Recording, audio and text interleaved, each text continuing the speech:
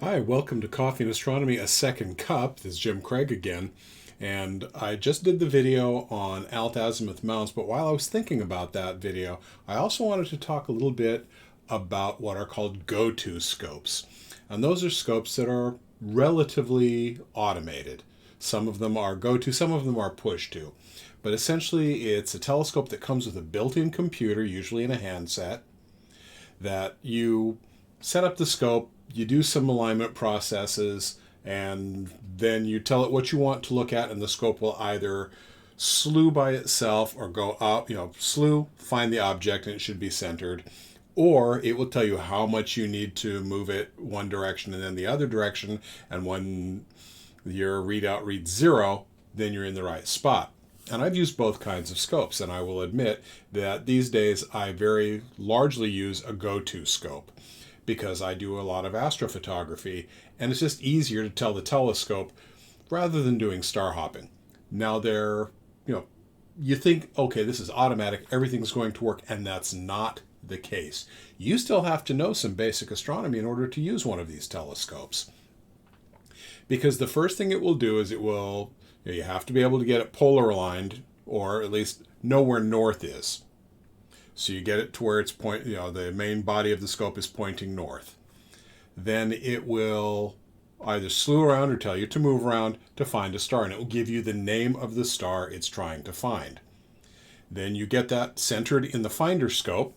You press a button, usually OK. Then you get it centered in your main scope, and then you press either OK, or in the case of mine, you press align again.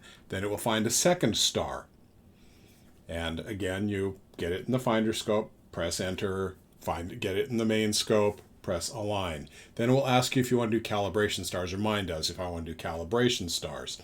And that's so when it starts looking for things, it's a little bit more exact.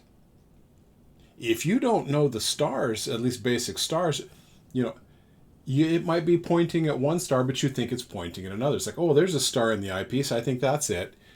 If, say, for example, it picks a couple of the stars in the Big Dipper, it picks Dubby or Alkaid, and you don't know which is which, you're taking a guessing game. So then when you go to find something, it's not going to know where it's pointed.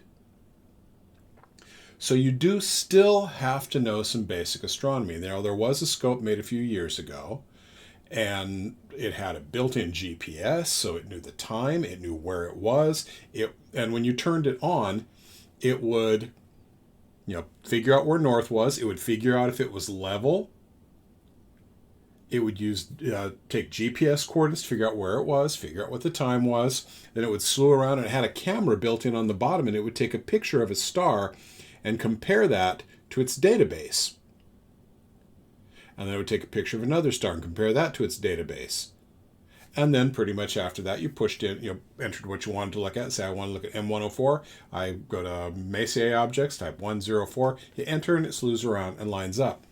Except that telescope had a little problem, and that is I had to calibrate it first, because when it went to find the stars it was looking for, they weren't quite centered in the eyepiece. So what I had to do is I had to go through their calibration procedure, find the star, get it centered in the eyepiece, and say, okay, this is what the sensor should see. And it learned to compensate for the errors in the sensor. Again, nice scope, neat scope, expensive scope. The 6-inch scope that I used was probably about the same price as a comparably equipped 10-inch scope that didn't have that feature in it. And you can get GPS for your telescope, that sort of thing.